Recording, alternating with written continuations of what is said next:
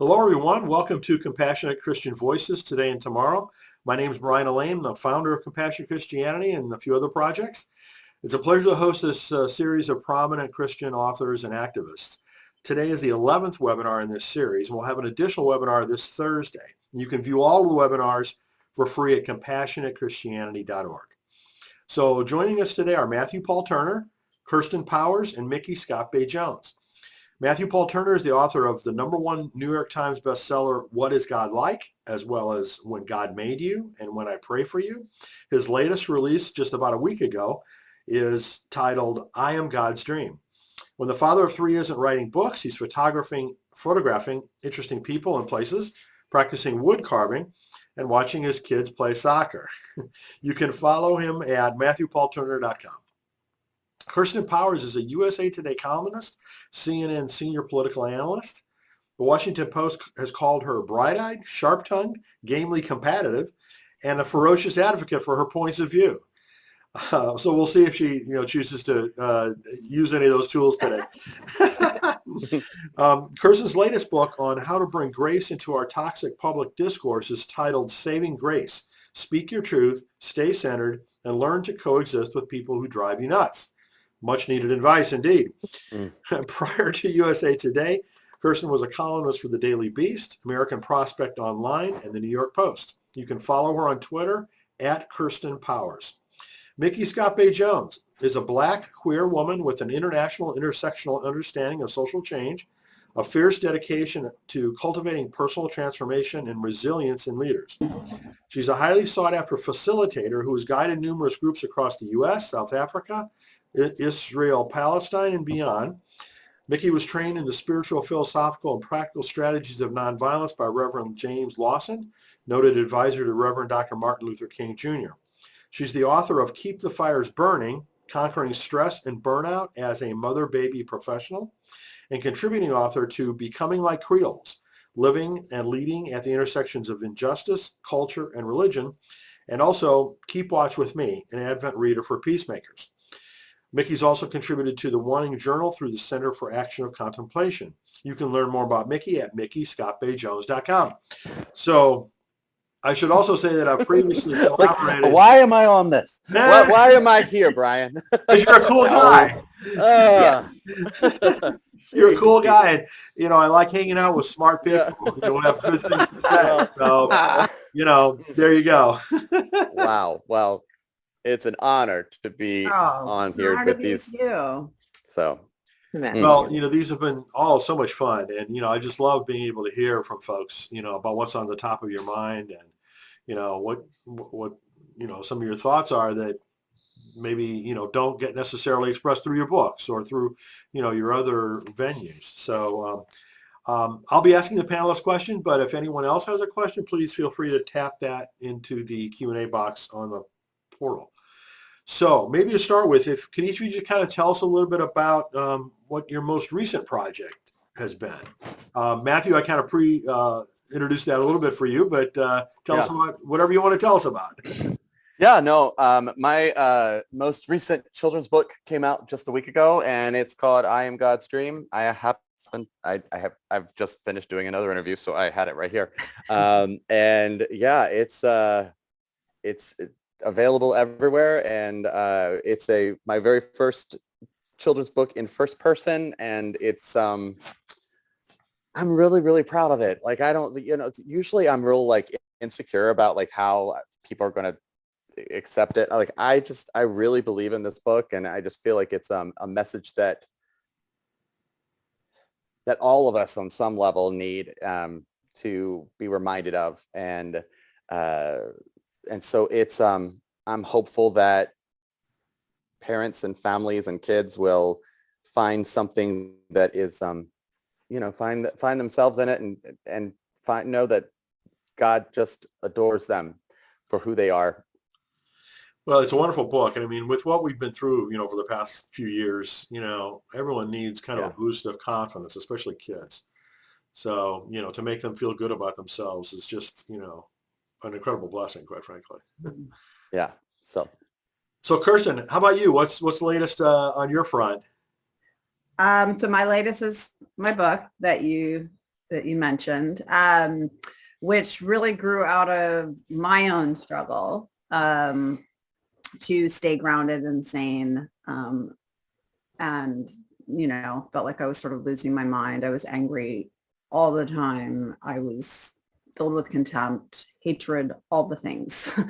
And I basically got to a place where I was like, this isn't sustainable. And it's also, I'm out of alignment. I'm not in alignment with what I say I believe. Like, how can I say I'm a Christian and really, really be hating people and not even trying to not hate them?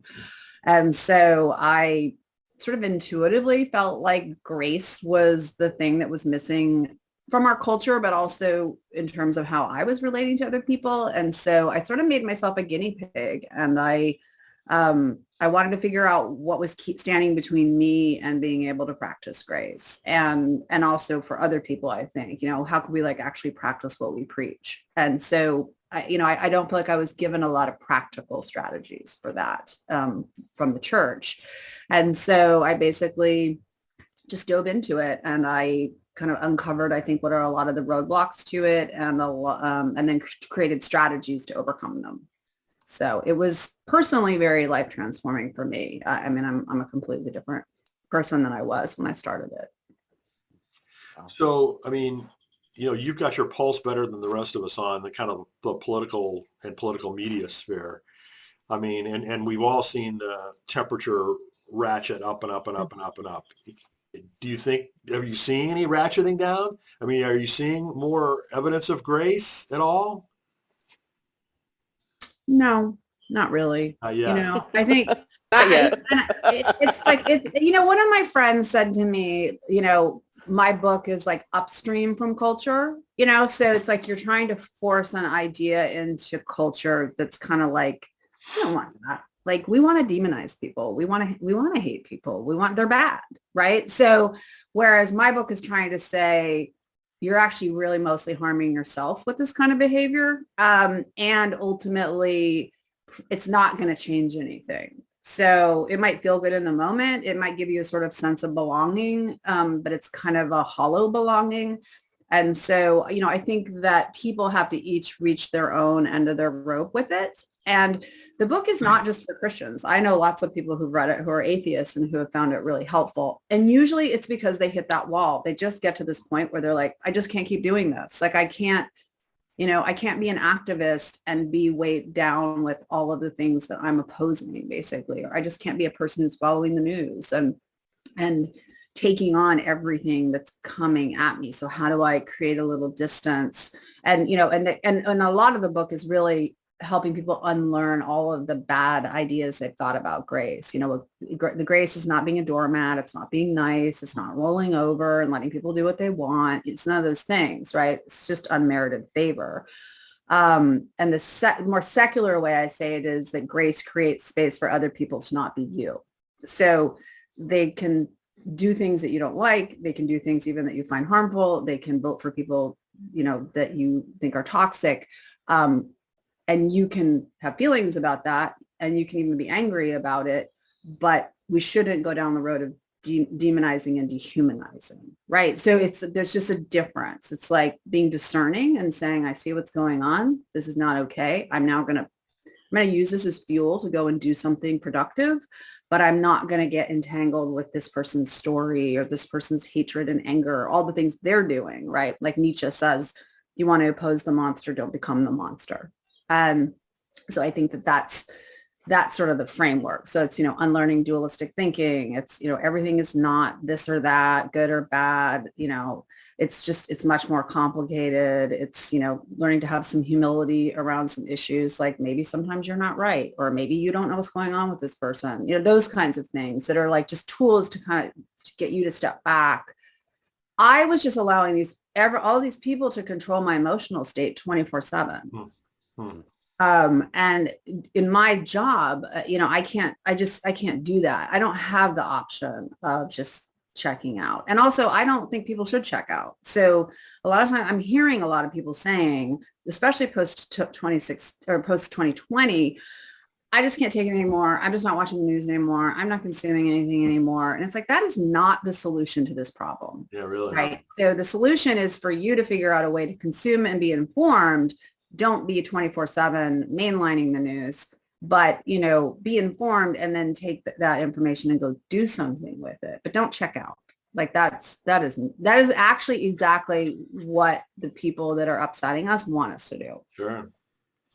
So there's this great Buechner quote, you know, that is along the lines of one of the things you said, which is something along the lines of, you know, anger is probably the most fun of the 7, you know, sins, but, you know, the skeleton at the end of the feast is you. Yeah. Something like that. It's just, Yeah. eat yourself alive with hate. Yeah. I mean, I think anger is a good, it's one of those things that can be good and bad. So anger is good in the sense that it lets you know something's wrong. Like you should be angry when you see injustice. You should be angry when you see oppression. You should be angry when you see someone being harmed. All of those things. That's a feeling, and that's a good feeling. It's letting you know something's wrong. What you don't want to do is let it move into the contempt and the, you know, demonization and the dehumanization. And really in the political sphere, it really has become about dehumanizing people who disagree with you. So Micky, what's the latest thing in your neck of the woods? Oh, so much going on. But if we, as far as book projects, I just realized with you reading my bio that I have forgotten to add this to my bio. So I was a part of the Deconstructionist Playbook. Right. Which I'm sorry, I forgot that. No, I forgot. I'm like, oh, I haven't even. Well, I knew that too, though, and I forgot about it. So, you know, if you're not familiar with Crystal Cheatham and Teresa Ta and Bemba Press, this is a great resource. They have several books out now, but this is a devotional, and so I have a devotional in it. And, you know, they're all different lengths about a ton of different topics. And it really started with some devotionals from our Bible app. And one of the things, you know, that you and I have talked about, Brian, you know, both together individually and then, you know, in some group settings is like the lack of resources for people who are deconstructing, maybe from a more conservative faith, or people who are just realizing that what they believe isn't maybe what they were taught growing up. And they feel like they have nowhere to go, right? It's like, well, now what? And there seems to be a lack of real resources on kind of the progressive Christianity side. And Bemba Press is one of the, you know, outlets that's trying to change that, led by a Black woman, by 2 women of color, by queer folks.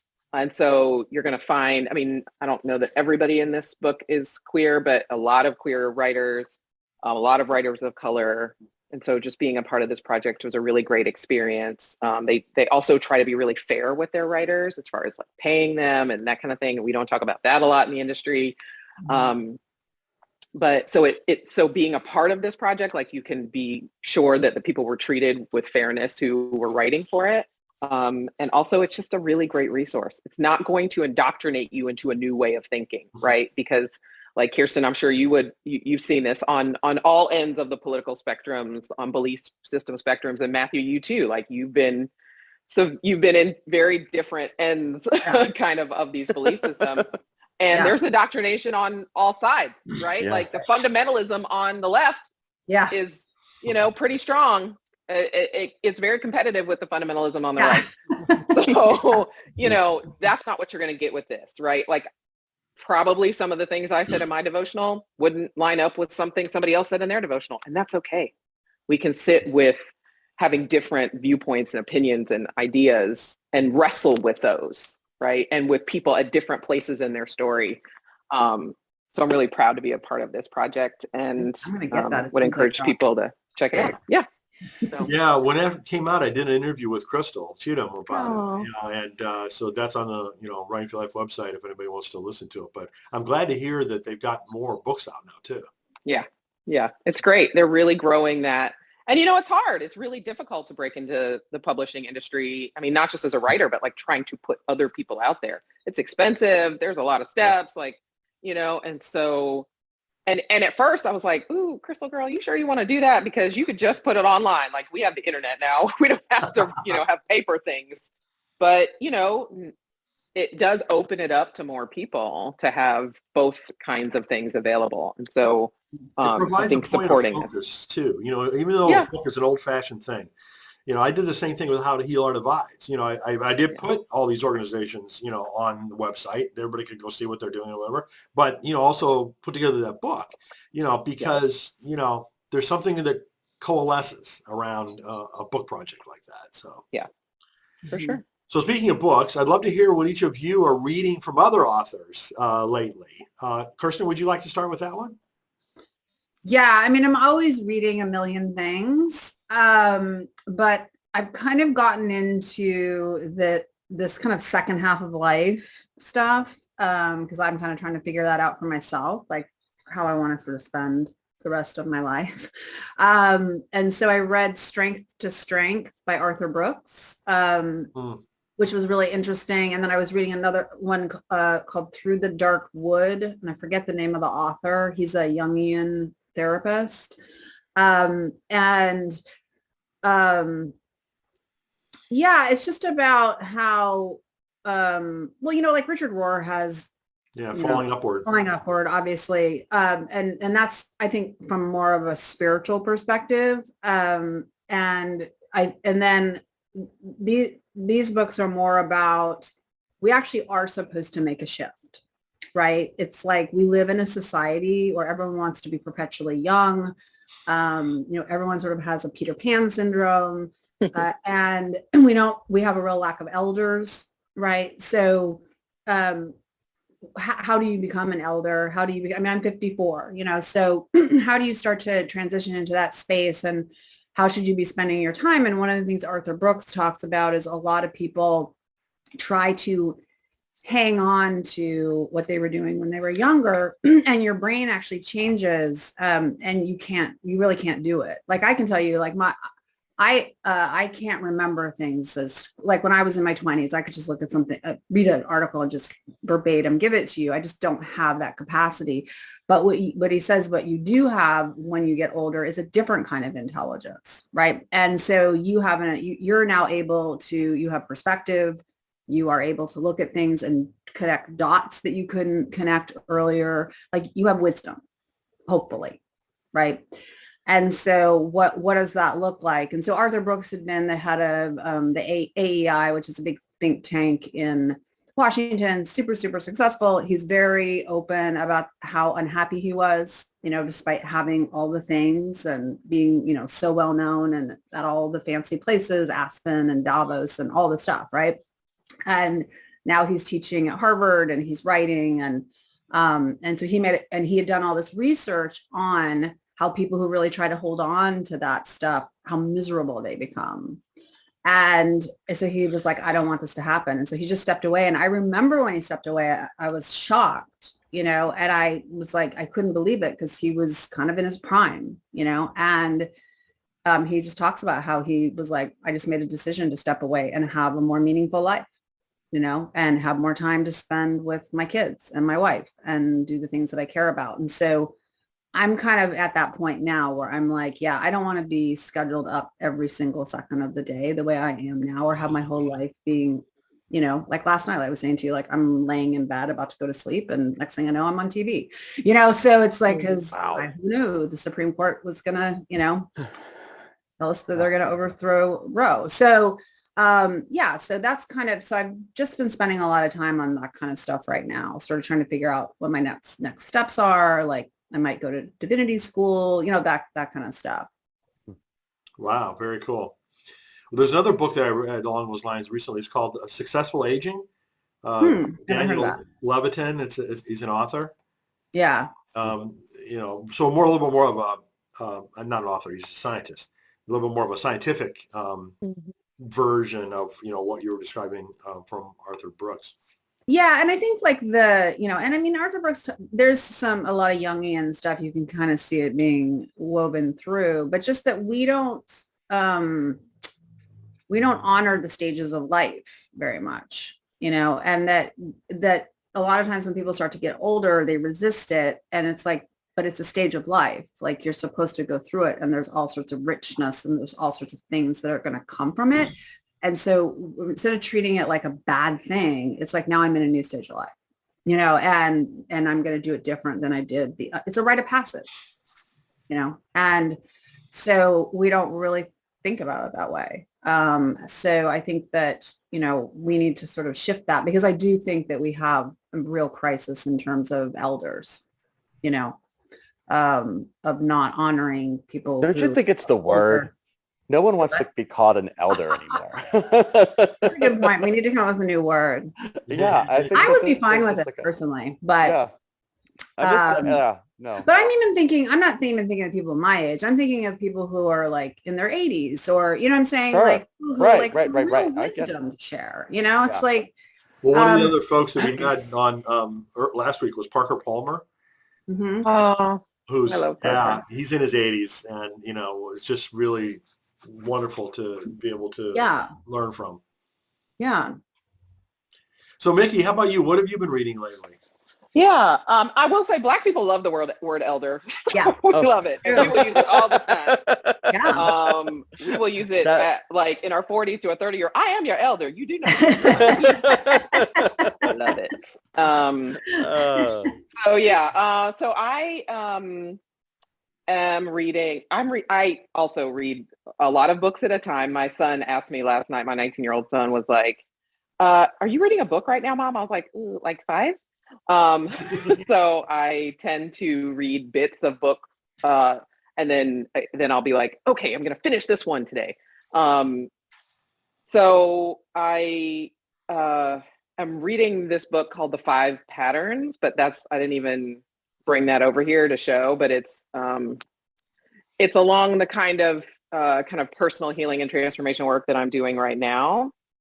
But the 2 that I wanted to talk about is, there's this book by Kaira Lingo, We Were Made for These Times, 10 Lessons for Moving Through Change, Loss, and Disruption. Check, check, check. All that's happening right now. And she was an ordained Buddhist nun, and worked with, or served, I guess, trained with Thich Nhat Hanh. And she's a Black woman. And her father was really involved in the civil rights movement. She actually comes from a mixed race background. But this has really been a great book for me in that it has some practices in it, right? So it's not just kind of this is what you need to do or just your experiences, but all of that is interwoven with some meditations that you can do, you know, some actual practices, which I think are really helpful. And it's not, you know, too big of a book. And also, I feel like I can pick it up, do a meditation or a journaling exercise, and kind of go on with my day. So that has been really helpful. And then I'm also a certified Enneagram teacher and trainer and coach. I love that. Yeah, that's like it's my thing. I love teaching the Enneagram, and I'm actually doing a second certification right now with the narrative Enneagram. And people are always asking me for resources that are written by somebody other than kind of an old white guy. We love old white guys. It's great. But, you know, when it comes to the Enneagram, they're all on it. And they're kind of like the typical Enneagram books, right? Like we've pretty much all read Rohr's book and, you know, like Russ Hudson's work or whatever. Like up until now, there hasn't been a lot of variety in the authors behind a lot of the Enneagram books, right? Because when you study an Enneagram, like when we realized that it was sort of an oral tradition, and it came through sitting in circle together, and then, you know, kind of secretly passed down when it first came to Berkeley in the US. And so it's really now just getting out there in kind of that book form, and it's more available to folks in all kinds of ways now. But Chichi Ogurum wrote The Enneagram for Black Liberation, Return to Who You Are Beneath the Armor You Carry. So people are always asking me if there's an Enneagram book that's written by a Black woman. Well, now there is. There's another one that's coming out by Deborah Egerton. And I cannot remember the title right now, but it's also about kind of social justice and Enneagram. I have been approached about writing an Enneagram book. I just haven't gotten to it yet. I would love to.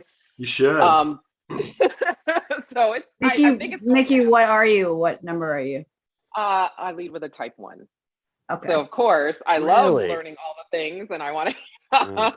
and I want to. But yes, Matthew, people always think I'm a 7 when they've known me the way you know me. Or I would have thought maybe a 4. I mean, but I think everybody's a 4 because I'm a 4. But doesn't a There you 1 doesn't a 1 go to 7 in health? Yeah.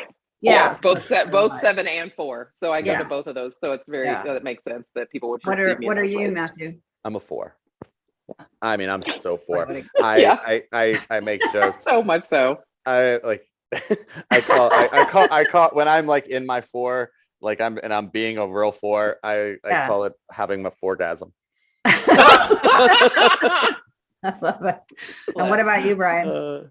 I don't know. Because when I read the book, I was so confused. And I said, I'm part of that. I'm a little bit of that. I'm a little bit of that. Yeah. So it's like, I just was frustrated, honestly. Brian, we can do a typing interview. That's one of the ways that I work with people is I actually sit down with them and help them figure out, what their type is. It's called a typing interview. I do those all the time. So I think that would be like an interesting intervw to do, do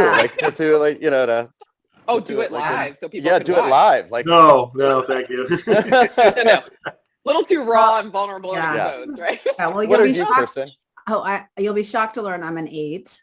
No, I that makes complete sense. I like some. You know what? Some of the most affecting people in my story are 8s. So I think that is. I'm one of the subtypes. The one that's a little more laid back. I can't remember which one it is, but it's they don't necessarily look like an 8, like because I'm not like super, like a lot of the 8s I know are just coming at you like a Mack truck. Like I'll do that if it's about an issue, like I'm on TV or something, but in my personal relationships, I'm not like that. So a lot of people think actually a lot of my friends insist I'm a 7, and I'm like, I'm not a 7.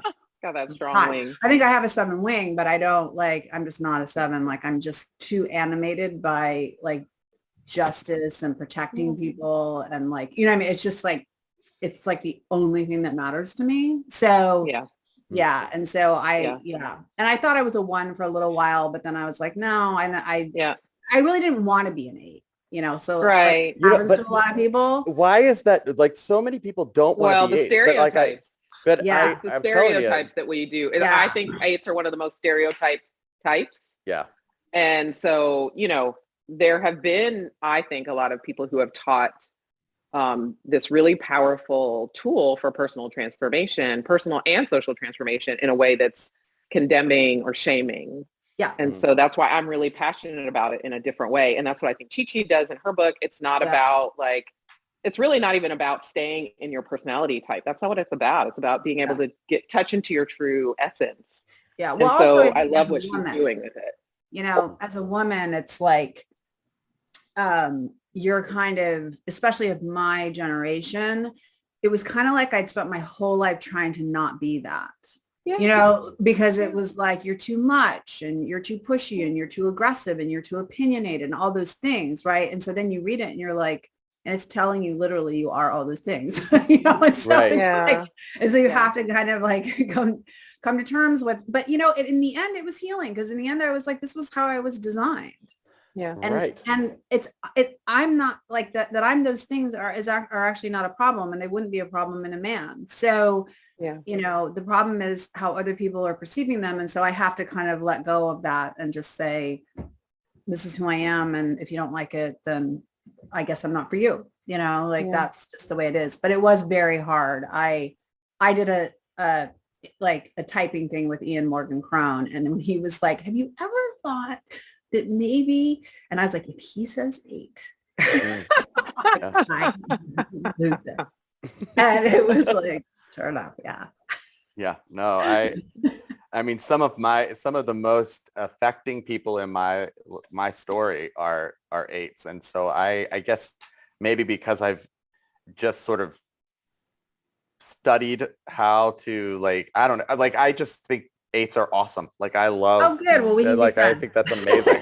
So, I mean, I have come in contact with an unhealthy 8. But Oh, yeah, man, if an 8 is at least a little bit healthy, man, they are some of the best people to have around. Yeah, well, I mean, a healthy 8 is like a 2, it's like a 2, right? Like they want to help and they want to whatever. And just enough 3 to get something done. Like, I mean, I just, like they really are, they're so, I don't know, they're so efficient. So anyway, our little Enneagram. So we need to taking over your show. It's now about. I need to come back and do a whole thing on Enneagram. Yeah, really. Yeah. That would be very helpful, I think, for us all. Maybe. Yeah. So, Matthew, what have you been reading lately that you'd like to? I think the best book I've read this year is This Here Flesh by Cole Arthur Riley. It looks like that. I mean, it's not written all for me. I want to just recognize that. But it is about belonging and just liberation and,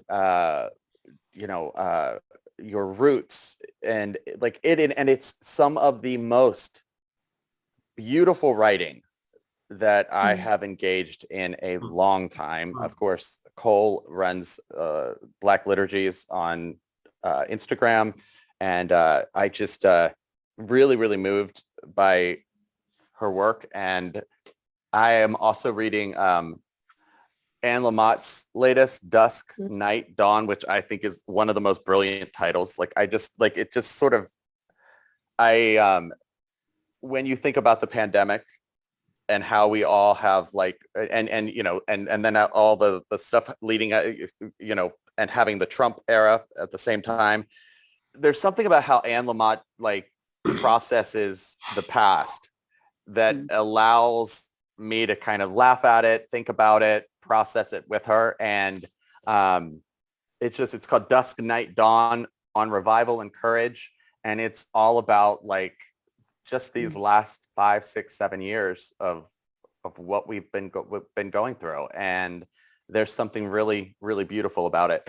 And you know what? I am rereading Bill Bryson's A Walk in the Woods. And Bill Bryson is one of he's just a glorious storyteller. And in Walk in the Woods is about his experience on the Appalachian Trail. And it is, about the funny people he meets and what he learns. And he's just a really good mix of wisdom and entertainment and funny. And it's just really, really love it.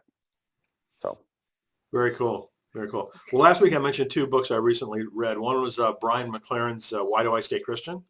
I'm about to read it. And the other one was Brandon Robertson's Filled to Be Emptied.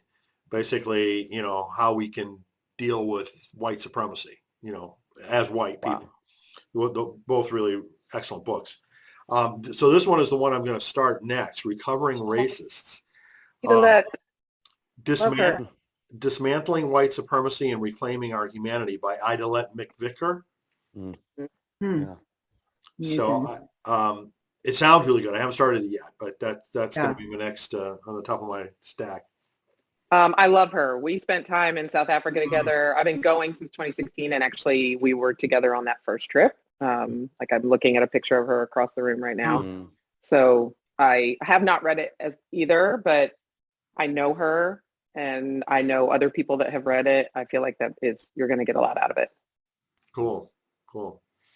So let's move on to another topic, which I'm sure will be another one for lots of deep thought. And I'd love to hear what you all think about this. Kind of I'd love for you to talk about, okay, given all the terribleness we see today, right? And there's a lot of it out there in just about every different direction we look.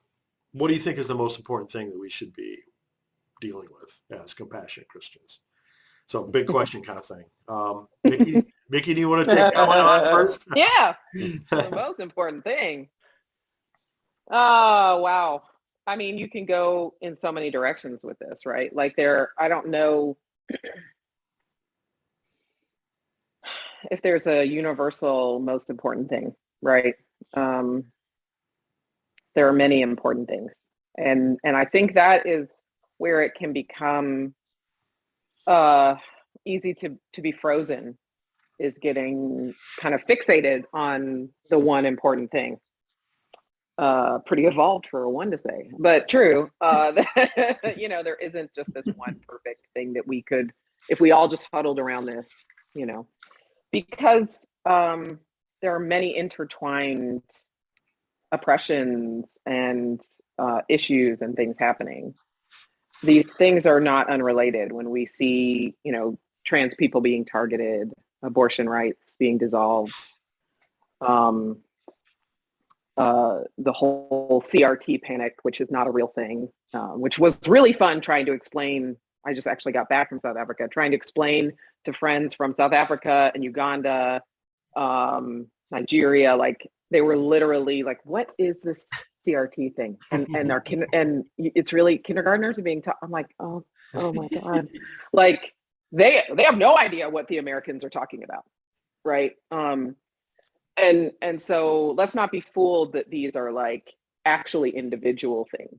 These are all kind of interrelated. And the work that I do as a Enneagram coach and trainer, as a resilience coach, as someone who's really focused on kind of sustainable leadership for people who are out there trying to change the world, who are in these leadership positions in nonprofit and activism and clergy and all of these things, is how do they stay in it for the long game, right? Because this is generational work. Our generation will do a work and the next generation will do a work, and hopefully we're all progressively moving toward the world we want. You know, when we talk about the arc of the universe, you know, bending towards freedom and liberation and compassion, it's like, I actually envision that we have to reach up and all help bend that arc, right? And so it's not going to get bent in a generation. All of these systems that have been building for years, you know, colonialism, imperialism wasn't built in a lifespan, right? We have hundreds of years that we're trying to dismantle. And so each generation has their own work to do. And so how can I actually stay in it to do the work that is required of my generation? So that I don't tap out. Kirsten, like you were saying, people just like, I'm just going to turn off the news now. How do we not tap out? We do that because we've hit overwhelm, right? Because we have nothing else to give. And so my work is really about resourcing people to be able to continue the work. And because when I made a shift from mother baby care into kind of into doing this support work. And part of that was because I had my own awakening. I understood, you know, when Trayvon Martin was murdered 10 years ago, that changed my life. And I quickly realized I wasn't the young, like, activist that could stay out on the street and get arrested. At that point, I had kids at home. I was a mom because I was a evangelical child bride, but that was a whole nother story.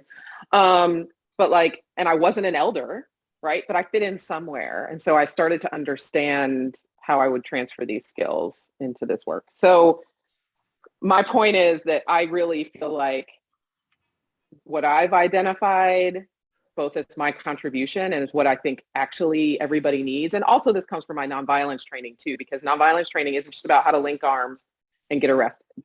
It's about how to actually tap in to the spirit inside of yourself and the collective in order to have the strength to do that work, right? And so I'm really interested in how do we have both personal and social change together, right? How am I doing the work to do my own dismantling of the ways that I contribute to all the isms, all the oppression, my internalized homophobia, my internalized transphobia, my internalized racism? How do I dismantle that stuff around money and class and everything? How am I doing that work and taking care of myself, like knowing that I'm worthy of love and belonging and connection in communities, and that we're all worth fighting for, that no one's disposable, right? That's why I'm an abolitionist, not because I just don't want people to be in prison. It's because I believe no one is disposable. So we're not throwing anyone inside a cage and locking them up and throwing away the key. We're not going to do it. But I have to have my own internal sense of that. I have to be willing not to throw myself away when I mess up, right? So that's doing that internal work while in community that is trying to change what it looks like on the outside. That, I think, is the work that's going to help us make long-term change and stay in the game together for the long term. Very cool. Great way to Keep think going. No, I Keep can't going. do that. A little preaching, sorry. I'm like, you just covered it. Yeah. Thank you. I mean, Yeah. So Kirsten, what are your thoughts about the I mean, big truly, change? like everything that she just said is like a better articulation of what I feel. So, you know, that's what I think my book is about. You know, it is about all the things I think, you know, because, you know, having to also be realistic about how messed up our society is in terms of values and in terms of what we're taught matters. And so, you know, really dismantling that, because you can't really start taking care of yourself and resourcing yourself and being available to do the things, to be there for other people, if you're living according to what our culture tells us we're supposed to be doing. Because our culture tells us we're supposed to be working all the time, that the most important thing is producing, being successful, having money, having things. And so you have to start to dismantle that, because it really kind of enslaves you. You know, it's like you get yourself into these situations where you're deeply in debt, or, you know, you have done, you know, spent all this money to create this kind of life that you thought you were supposed to have. And now you have to go and work all the time in order to maintain that life. And you're like the hamster on the wheel. You have nothing left over. Like, you have nothing left for yourself. You have nothing left for other people. And so, you know, we have to start thinking about how we structure our lives. You know, when younger people come to me and talk about going into like massive debt for their education, it's just like, no, like we have to figure out another way to do this. And we have to also figure out a way to change our culture so that people can get educated without being, you know, basically indentured servants, you know, for the rest of their life, working in some horrible job 24/7 to pay off their education. So there does have to be some systemic change. I think since we're talking about compassionate Christianity, sometimes it's almost too simple. It's like, if you just follow what Jesus said, life just gets so much easier, right? And so it's not, I think too many of us were sort of raised in this idea that Jesus was saying all these things to keep us from not going to hell. But really, it's wisdom. You know, it's just like when you're humble, life just gets easier. You know, it's like when you stop judging other people, you stop taking on all their stuff. You stop getting entangled with them. I mean, I used to get entangled with the Trump surrogates at CNN. You know, I would leave and it's like, I wasn't just mad at them on the set. I was mad at them for the next week, you know, and I was laying in bed, tossing and turning. but you had a right to be in some cases. I mean, right, but fine. I mean, like disagree with it, but like, why do I give them I know to live rent free in my head for the next week? It's like, and what good does that do? It just exhausts me. It just makes me unable to focus on anything. And then I start numbing, and, you know, so I start going on social media and numbing out that way. Other people numb with alcohol or drugs or whatever. It just starts a vicious cycle versus just like I said, be discerning. Just look at it and be like, this is, and I would say, no, this is not okay. And what you're saying, I disagree for these reasons. Goodbye, you know, and now I'm going to go and I'm going to put my effort towards something that's actually going to cause something to change and something that's meaningful, versus letting them, you know, eat at me with what they're doing. So I just think that, Christianity isn't a bunch of rules. I think it's a wisdom tradition. And if we think about it as a wisdom tradition and start looking at it that way, you know, what makes people happy? Serving other people. It's just how it works. There's tons of social science to prove it. You know, it's like, not what we're told, which is what's going to make you happy is getting the right job and making a lot of money and having the dream house. Like, it's not going to work, you know? So why don't we actually do what we say we believe? And I'm not saying it's easy, because it involves so much unlearning, you know, and so you do have to deconstruct. You do have to unlearn a lot of things, a lot of toxic theology, a lot of toxic cultural ideas. But I do think you can get there. You know, I mean, I feel like I have, and I feel like a lot of people do. It's just a process, and you have to be gentle with yourself and have grace for yourself, you know, and you know, and eventually, you know, as long as you're moving in the right direction, then I think that's the best you can do. Matthew, anything to add to all of that? The only thing that I don't believe this is the very biggest thing in the whole wide world, but the thing that is on my brain a lot as a parent is, how am I going to teach my kids to process all that there is to process? All the pain, all the hope, all the responsibility. And I think that's something, like, we are so aware of all the things happening in our world, which is a really beautiful thing. But it's also an overwhelming thing. And it's like what Kirsten was saying, you know, you go to bed, like last night, you know, after the whole, like, our Roe versus Wade stuff, like, I just went to bed feeling, I mean, just like I was almost suffocating. Like, you just feel, and I'm not a woman, and I'm not like this is, I can't imagine. And so, like, there is giving my kids and giving our kids tools to process, and a healthy way of being activists, but also taking care of themselves, like what Micky is, something that I'm just really wanting to do, and hoping that, you know, sort of just learning as I go in some way, but there's just a lot that's happening in our world, and our next generation is going to, the onslaught of information, the onslaught of need, the onslaught of this being the most important thing at this particular moment. Like, I mean, that's a lot to process. And so I want our kids how we handle it is how they're learning how to handle it. And so that's, I think, what is most important for me is just representing a good activist, a healthy activist to my kid.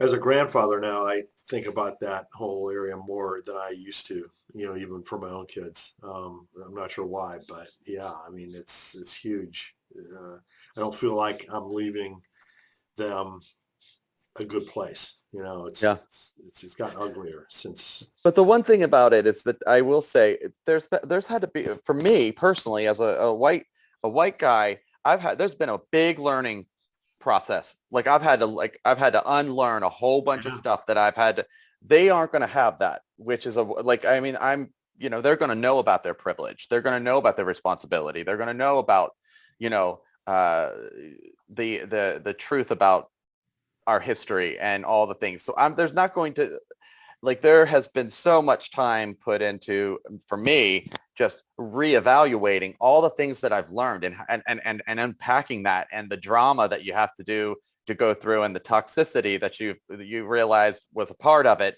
and you know, threaded throughout. And so, like, and then you know, all the deconstruction of your religion and your faith, and how that processes, you know, with your personal life. It's been a lot. So hopefully my kids won't have to recover from the faith that was so potent in their, you know, in my story. And so that, you know, they'll hopefully have a little leg up on us. That, you know, but that's the thing. I think giving our kids a different story is very important. And that's one of the things why I write children's books, is because, like, I think if we're not actively giving our kids a new God story, then we're going to repeat, and they're going to be recovering from the same things that we've been recovering from. Yeah.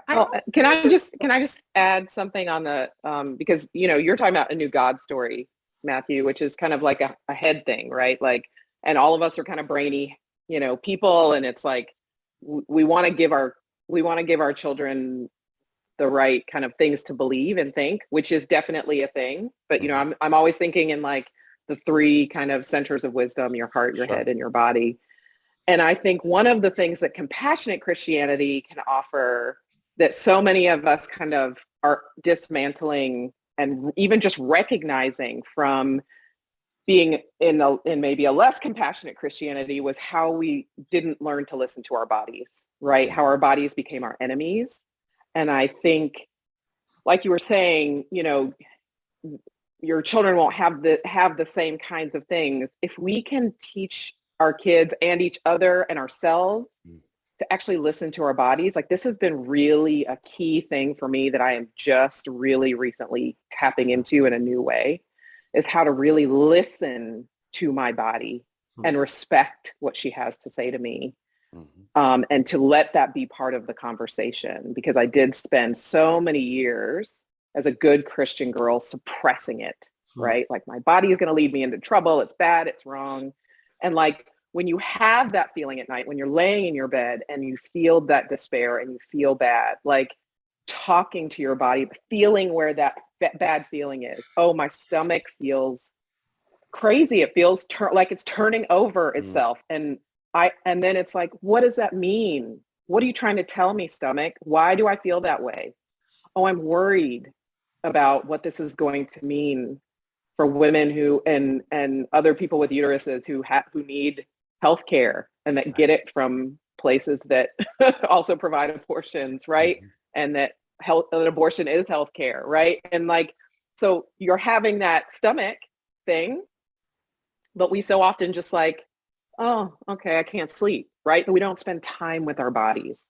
And if we can teach young people to spend time with their bodies, whoo, they don't, you know, like they're at less risk of the bad theology, right? Because they're listening when their body tells them it's wrong that somebody's telling them this terrible thing, right? So that's for me been such a key to like tap in when those feelings happen before I start to create a story even about the feelings, but I just recognize that wisdom. And I think that's going to be a generational game changer. We're hearing more people talk about somatics and your body and And it's like, I think that's going to be a key that's going to free a lot of us from that toxic theology and let us be more compassionate, because we all have bodies, so we can feel that there's something happening in our bodies. And that actually allows us to be more compassionate with one another. I love that. Thank you. That was a total game changer for me also. And I was going to say another book that I love on this is My Grandmother's Hands. Yeah. I don't know if you read that. So there's a lot of tools in here that you can use actually to discharge a lot of that energy, right? So we just sit with the energy and we just stew in it. Hillary McBride's book, I don't know what the title is, but that book is also it was a game changer for me when it came to the thinking about my body. So, but the thing I was going to say before is that I think that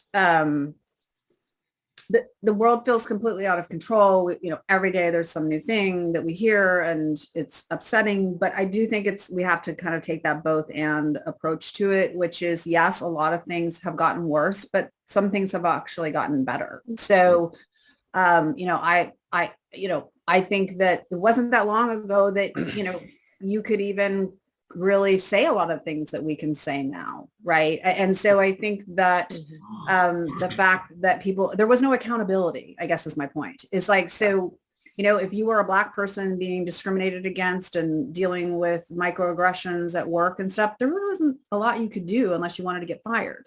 If you were a woman who was being sexually harassed and discriminated against, like, there really wasn't much you could do. There was no social media. There was no threat hanging over them, So our culture is changing, right? So it's kind of it's not all bad. It's easy to feel like nothing good is happening and everything is moving in the wrong direction.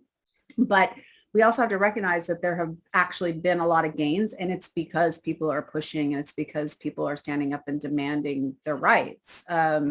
And so, and I have that perspective as somebody who has lived through, I'm now in my 30th year of my professional life. I mean, bears no connection to my 20s, Wow. like none. People just did and said whatever they wanted. I mean, by people, I mean white men, and there was literally no accountability. If you complained, you got fired. That's what happened. If you sued, you never worked again. that's how it works. Wow. Right. So it is actually different. It's not where it needs to be.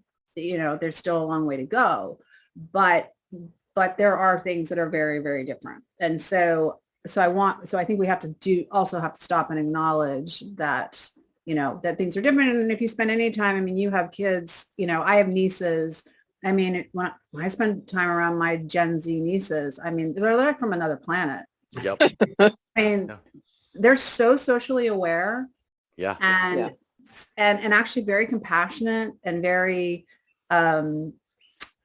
just very different than anything that I've ever encountered, and they don't, I'm from Alaska. I'm from Fairbanks, Alaska. That's like a conservative place, so it's not even like, oh, they're living in New York City and they're, whatever. And so, I think there is hope, and that we have to also hold on to that hope and not feel like nothing's making any difference, because that's just not true. I think it's making a big difference. Well, again, thank you. That's why I said at the very beginning, I would much rather listen and learn from the two of you, because I have so much respect and value of it. I spent a lot of time in my book talking about all of our cognitive biases that work against us. And one of them is that we have a negativity bias. And so we latch on to negative. Our brain, is more attracted to negative information than positive information. That was very important for early humans who were, dealing with life and death decisions all the time. And so they had to be able to do that. And so we're very quick we're more activated by negative information naturally. So we have to always step back and say, okay, this is activating me, but I have to make an effort to kind of think about the things that are good, that are giving me hope, where I can see that it's making a difference, instead of feeling helpless. Because I think sometimes people just feel like, what's the point? What's the point? Because it's just, everything's just out of control and crazy, and there's nothing I can do. So unfortunately, we're out of time, and I apologize for not getting to the questions that people had asked in the chat box and things, but I want to give each of you maybe 30 seconds each, just to real quick say, what are you working on that's coming up next? Micky, you want to go ahead? Sure. I am relaunching my website, MickyScottBeyJones.com. You can find out what I'm up to there. I'm actually working on a really interesting project that I don't know what it's going to turn into yet. But my grandfather on my mother's side was a Tuskegee Airman mechanic, and he also became so he was a crew chief, and he also became a photographer while he was in the service. And I have started having some conversations with a Black photographer named Bruce Talaman. If you look him up, he was a photographer of basically the R&B, funk, soul scene in the 60s, 70s, and then ended up doing film photography, right? So when you do a film, there's a photographer there taking stills. And so we've been having these really great conversations and looking through my grandfather's diaries of when he was in Italy, and he was in the war the entire time. So I don't know what's going to happen with that. It sounds very cool. It could end up with some book projects and some other things happening. So we'll see. Very exciting. Good. Matthew, how about you? I just finished my next children's book, and it's going to be about belonging. And I am now working on the second book that I'm finishing for Rachel Held Evans. So. Oh, really? Yeah. I didn't know there was another one of those. Oh my goodness, how wonderful! There's one more. Yeah. Oh, good for you. That's excellent. Yeah. Look forward to that. Kirsten, how about you? I don't have any projects. I'm, trying to figure out what I'm going to be, who I'm going to be when I grow up. And then also, can see me on CNN. I'll be writing my columns and stuff like that. But, I'm trying, I am going to write another book. I just don't know what it's going to be about. And I just don't know. Yeah, I just really don't know what, in a year, I don't really know what I'm going to be. So I'm just sort of trying to figure that out. Well, please all of you keep us posted, on all of this great work. And I really appreciate you spending some time with us today. It's so great to let people be able to hear, what you guys are really like and, what you're really doing and thinking. So I really appreciate that. Thanks so much. And thank you for putting this together. Thank you. Yeah. Well, it's my pleasure, absolutely. So we do have one more session coming up as part of this series of 4 webinars. It'll be on Thursday, same time, featuring Leah Gunning-Francis, Mark Feldmeyer, and Daniel Bowman Jr. So I hope you can join us for that. Thanks again, everyone, and God bless. All right. Thank you. Bye-bye.